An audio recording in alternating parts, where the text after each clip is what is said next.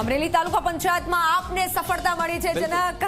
બામણિયા બેઠક પર આપની જીત થઈ છે અને બામણિયા બેઠક પર આપે જીત મેળવી છે। આપના દયાબેન ગજેરા જીત્યા છે। અમરેલી તાલુકા પંચાયતમાં આપને સફળતા મળી છે અને બામણિયા બેઠક પર આપની જીત થઈ છે। ગોપાલ ઇટાલિયા દ્વારા જે પ્રચાર કરવામાં આવ્યો હતો ઘણી બિલકુલ આપ જો કે અમરેલી જે છે એ અમરેલી તાલુકા પંચાયત અમરેલી જૂનાગઢ પર નજર રાખવાની છે। છેલ્લે કેટલી બેઠકો જાય છે તો અમરેલી કોંગ્રેસના હસ્તગત જે પણ બેઠકો હતી એક આમ આદમી પાર્ટી જીતી રહી છે। તમે જુઓ દયાબેન ગજેરા તો પાટીદાર વોટ શું શિફ્ટ થઈ રહ્યા છે આમ આદમી પાર્ટી તરફ, જે કોંગ્રેસમાં થોડા ઘણા મળતા હતા।